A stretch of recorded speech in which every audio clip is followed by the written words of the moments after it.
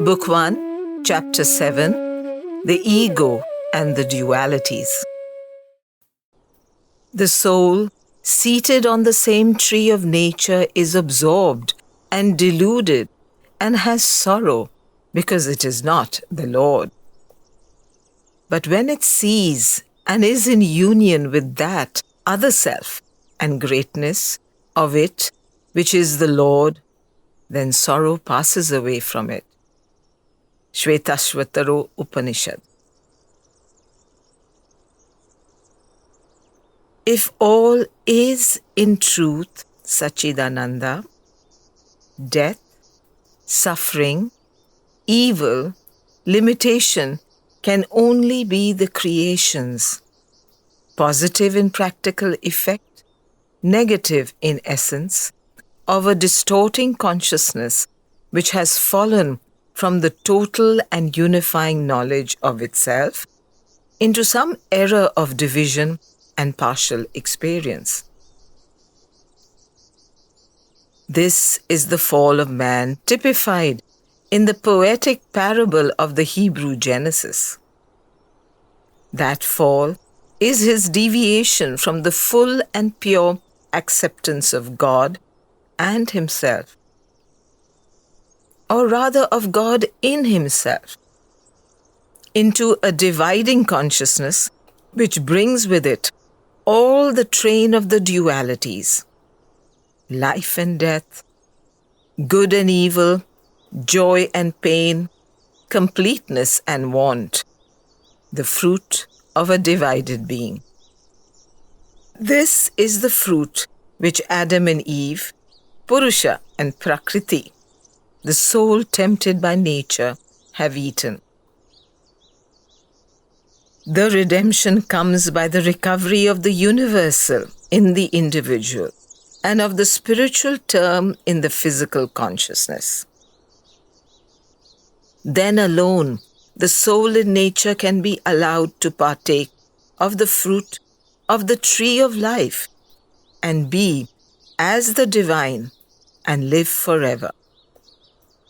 For then only can the purpose of its descent into material consciousness be accomplished, when the knowledge of good and evil, joy and suffering, life and death has been accomplished through the recovery by the human soul of a higher knowledge which reconciles and identifies these opposites in the universal and transforms their divisions into the image of the divine unity. To Sachidananda, extended in all things, in widest commonality and impartial universality, death, suffering, evil and limitation can only be at the most reverse terms, shadow forms of their luminous opposites.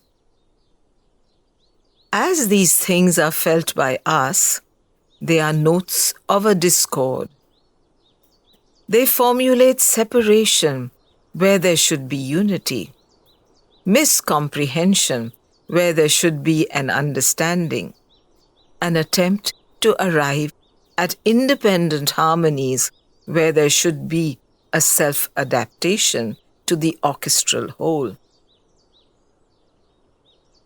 All totality, even if it be only in one scheme of the universal vibrations, even if it be only a totality of the physical consciousness, without possession of all that is in movement beyond and behind, must be, to that extent, a reversion to harmony and a reconciliation of jarring opposites. On the other hand, to Sachidananda, transcendent of the forms of the universe, the dual terms themselves, even so understood, can no longer be justly applicable. Transcendence transfigures. It does not reconcile, but rather transmutes opposites into something surpassing them that effaces their oppositions. At first, however, we must strive to relate the individual again to the harmony of the totality. There it is necessary for us, otherwise there is no issue from the problem, to realize that the terms in which our present consciousness renders the values of the universe, though practically justified for the purposes of human experience and progress, are not the sole terms in which it is possible to render them, and may not be the complete, the right, the ultimate formulas. Just as there may be sense organs or formations of sense capacity which see the physical world differently, and it may well be better, because more completely than our sense organs and sense capacity, so there may be other mental and supramental envisagings of the universe which surpass our own. States of consciousness there are in which death is only a change in immortal life.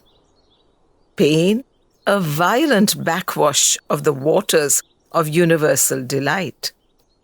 Limitation, a turning of the infinite upon itself. Evil, a circling of the good around its own perfection. And this is not in abstract conception only, but in actual vision and in constant and substantial experience. To arrive at such states of consciousness may, for the individual, be one of the most important and indispensable steps of his progress towards self-perfection.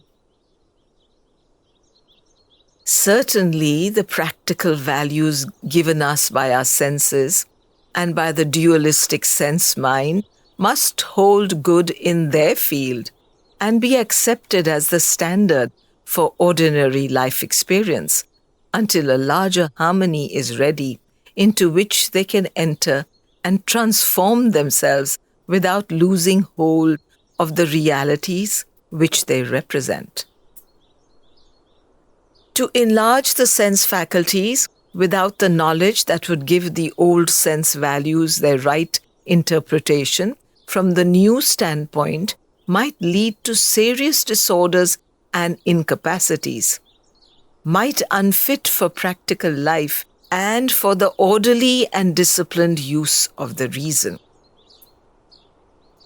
Equally, an enlargement of our mental consciousness out of the experience of the egoistic dualities into an unregulated unity with some form of total consciousness might easily bring about a confusion and incapacity for the active life of humanity in the established order of the world's relativities. This, no doubt, is the root of the injunction imposed in the Gita on the man who has the knowledge not to disturb the life basis and thought basis of the ignorant. For, impelled by his example, but unable to comprehend the principle of his action, they would lose their own system of values without arriving at a higher foundation. Such a disorder and incapacity may be accepted personally and are accepted by many great souls as a temporary passage or as the price to be paid for the entry into a wider existence.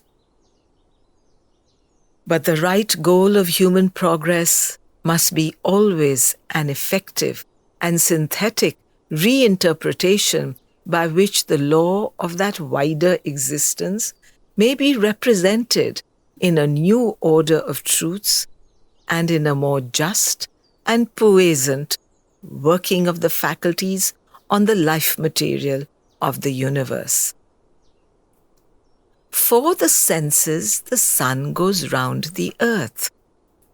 That was for them the center of existence, and the motions of life are arranged on the basis of a misconception. The truth is the very opposite.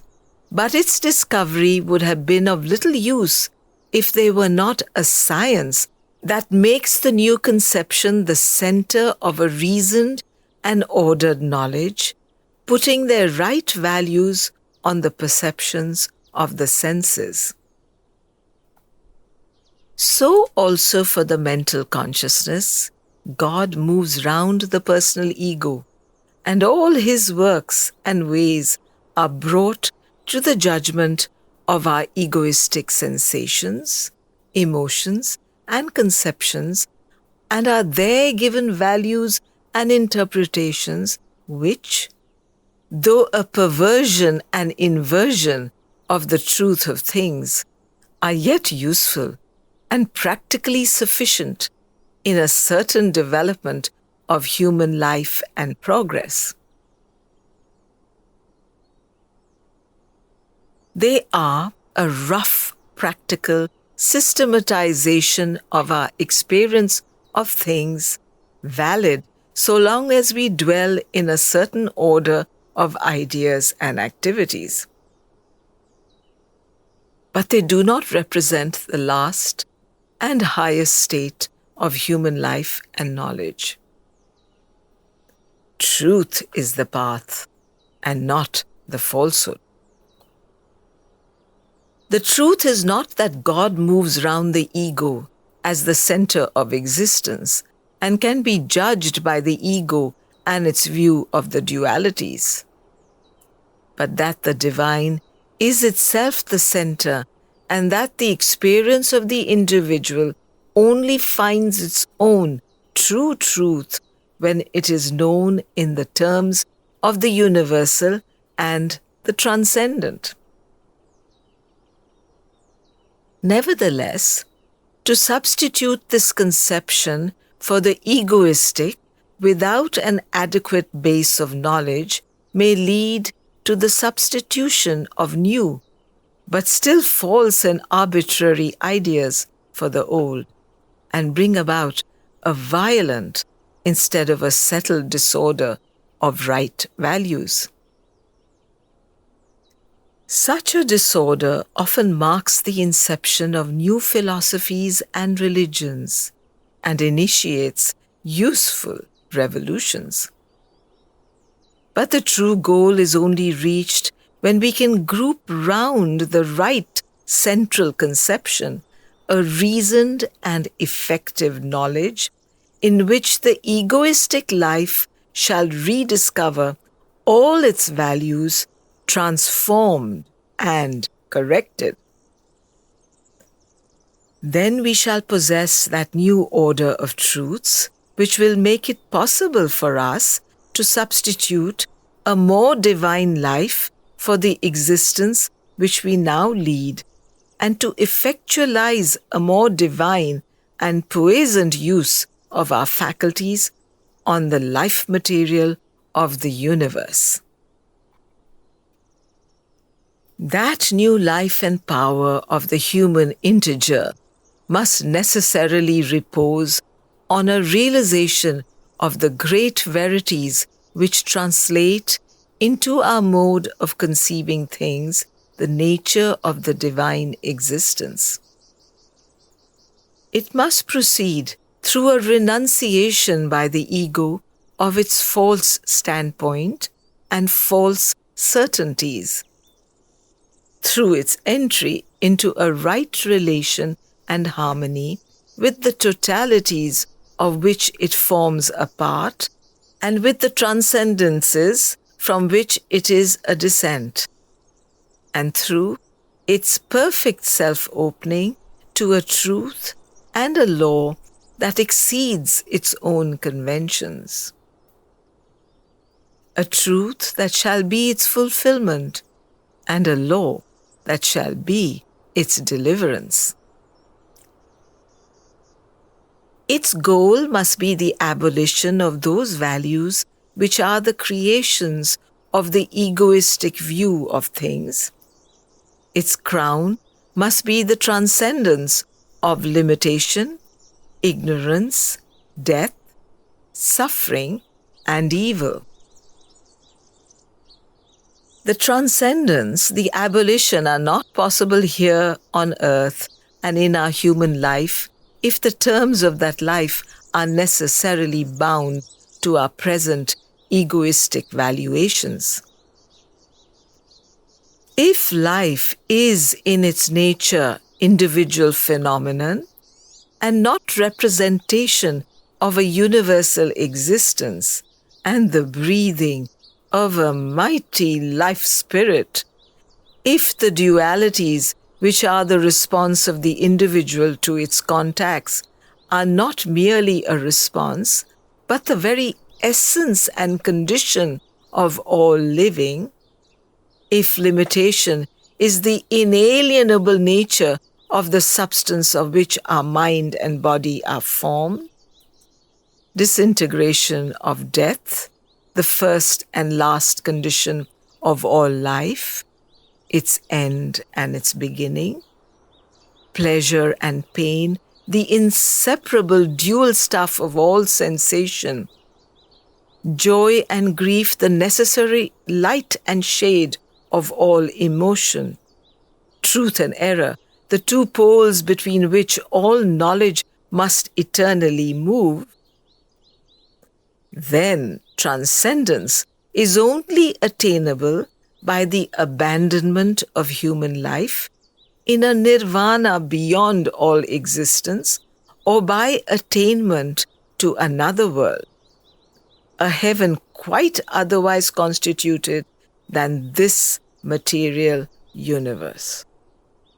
It is not very easy for the customary mind of man, always attached to its past and present associations, to conceive of an existence still human, yet radically changed in what are now our fixed circumstances.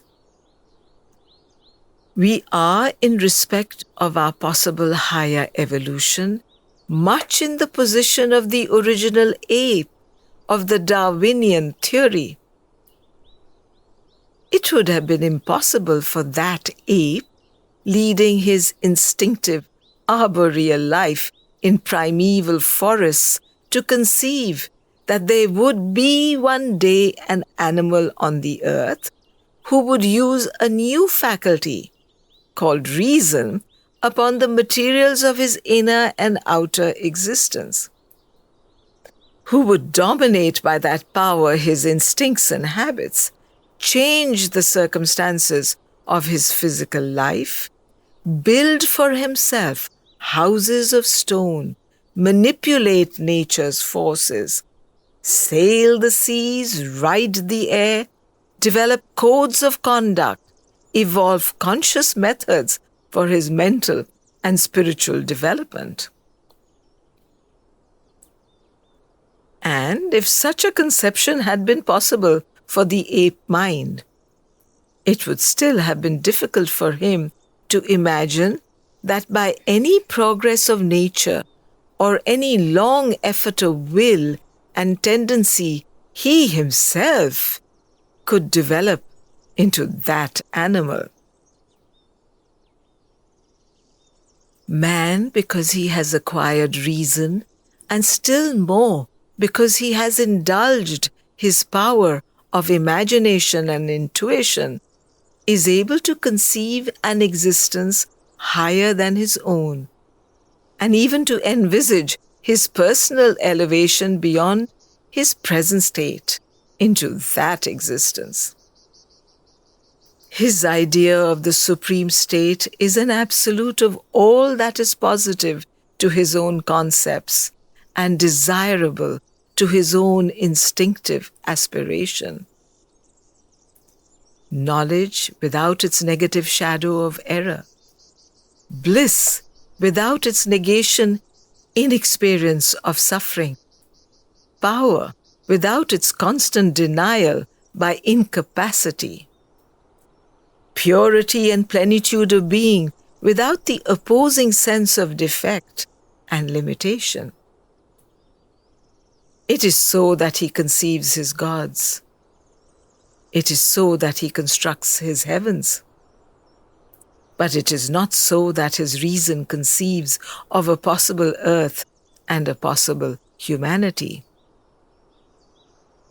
His dream of God and heaven is really a dream of his own perfection. But he finds the same difficulty in accepting its practical realization here for his ultimate aim, as would the ancestral ape if called upon to believe in himself as the future man. His imagination, his religious aspirations may hold that end before him. But when his reason asserts itself, rejecting imagination and transcendent intuition, he puts it by as a brilliant superstition, contrary to the hard facts of the material universe. It becomes then only his inspiring vision of the impossible. All that is possible is a conditioned, limited, and precarious knowledge, happiness, power, and good.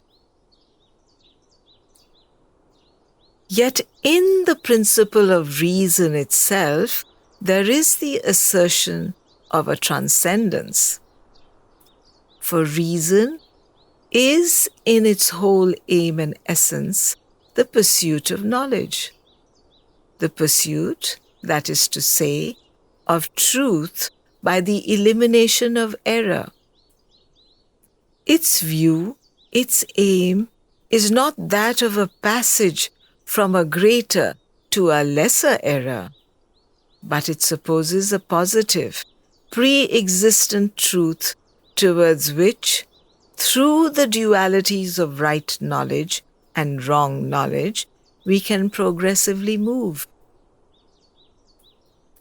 If our reason has not the same instinctive certitude with regard to the other aspirations of humanity, it is because it lacks the same essential illumination inherent in its own positive activity. We can just conceive of a positive or absolute realization of happiness because the heart to which that instinct for happiness belongs has its own form of certitude, is capable of faith, and because our minds can envisage the elimination of unsatisfied want, which is the apparent cause of suffering. But how shall we conceive of the elimination of pain from nervous sensation or of death from the life of the body? Yet the rejection of pain is a sovereign instinct of the sensations. The rejection of death, a dominant claim inherent in the essence of our vitality. But these things present themselves to our reason as instinctive aspirations, not as realizable potentialities. Yet the same law should hold throughout. The error of the practical reason is an excessive subjection to the apparent fact which it can immediately feel as real, and an insufficient courage in carrying profounder facts of potentiality to their logical conclusion. What is the realization of an anterior potentiality. Present potentiality is a clue to future realizations. And here, potentiality exists, for the mastery of phenomena depends upon a knowledge of their causes and processes. And if we know the causes of error, sorrow, pain, death, we may labor with some hope towards their elimination. For knowledge is power and mastery. In fact, we do pursue as an ideal, so far as we may, the elimination of all these negative or adverse phenomena. We seek constantly to minimize the causes of error, pain, and suffering.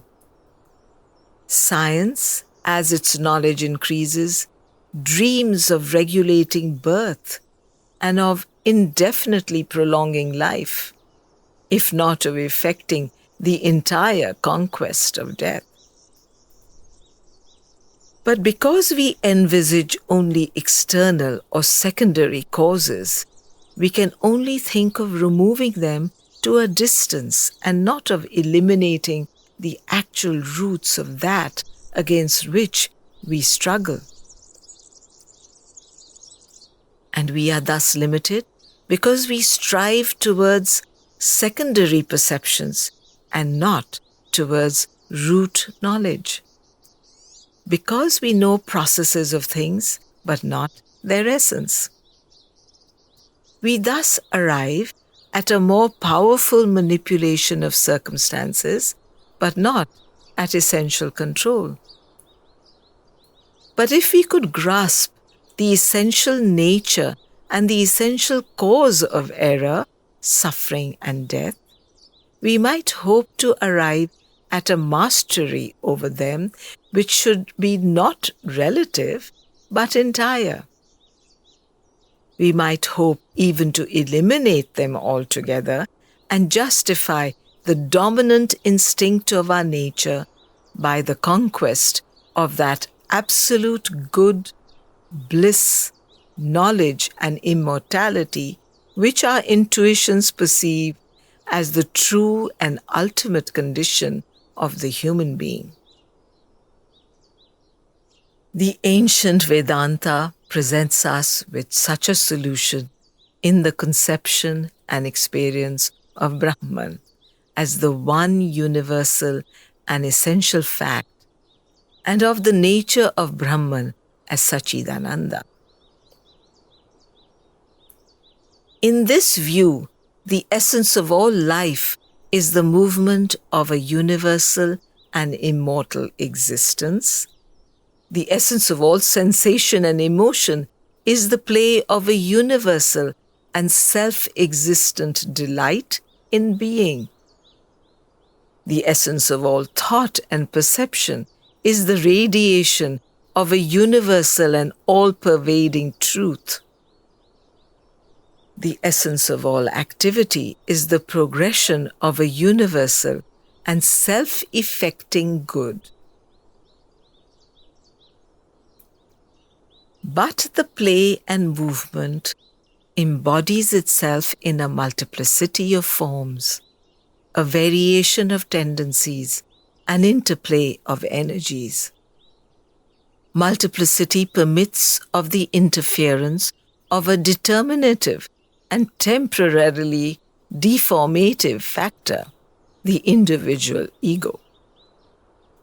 And the nature of the ego is a self-limitation of consciousness by a willed ignorance of the rest of its play and its exclusive absorption in one form, one combination of tendencies, one field of the movement of energies. Ego is the factor which determines the reaction of error, sorrow, pain, evil, death. For it gives these values to movements which would otherwise be represented in their right relation to the one existence, bliss, truth, and good. By recovering the right relation, we may eliminate the ego-determined reactions, reducing them eventually to their true values. And this recovery can be effected by the right participation of the individual in the consciousness of the totality and in the consciousness of the transcendent which the totality represents. Into later Vedanta there crept and arrived at fixity the idea that the limited ego is not only the cause of the dualities, but the essential condition for the existence of the universe. By getting rid of the ignorance of the ego and its resultant limitations, we do indeed eliminate the dualities, but we eliminate along with them our existence in the cosmic movement. Thus we return to the essentially evil and illusory nature of human existence and the vanity of all effort after perfection in the life of the world. A relative good linked always to its opposite is all that here we can see. But if we adhere to the larger and profounder idea that the ego is only an intermediate representation of something beyond itself, we escape from this consequence and are able to apply Vedanta to fulfillment of life and not only to the escape from life. The essential cause and condition of universal existence is the Lord, Ishvara or Purusha, manifesting and occupying individual and universal forms. The limited ego is only an intermediate phenomenon of consciousness necessary for a certain line of development. Following this line, the individual can arrive at that which is beyond himself, that which he represents, and can yet continue to represent it, no longer as an obscured and limited ego, but as a center of the divine and of the universal consciousness, embracing, utilizing, and transforming into harmony with the divine all individual determinations. We have then the manifestation of the divine conscious being in the totality of physical nature as the foundation of human existence in the material universe. We have the emergence of that conscious being in an involved and inevitably evolving life, mind, and supermind as the condition of our activities. For it is this evolution which has enabled man to appear in matter. And it is this evolution which will enable him progressively to manifest God in the body, the universal incarnation.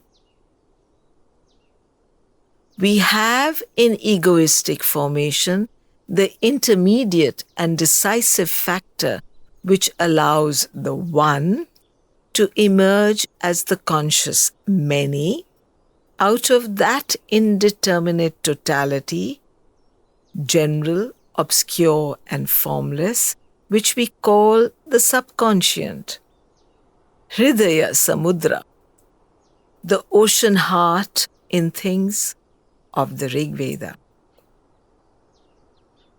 We have the duality of life and death, joy and sorrow, pleasure and pain, truth and error, good and evil, as the first formations of egoistic consciousness, the natural and inevitable outcome of its attempt to realize unity in an artificial construction of itself, exclusive of the total truth, good, life, and delight of being in the universe. We have the dissolution of this egoistic construction by the self-opening of the individual to the universe and to God as the means of that supreme fulfillment to which egoistic life is only a prelude, even as animal life was only a prelude to the human. We have the realization of the all in the individual by the transformation of the limited ego into a conscious center of the divine unity and freedom as the term at which the fulfillment arrives. And we have the outflowing of the infinite and absolute existence, truth, good, and delight of being on the many in the world as the divine result towards which the cycles of our evolution move. This is the supreme birth which maternal nature holds in herself. Of this she strives to be delivered.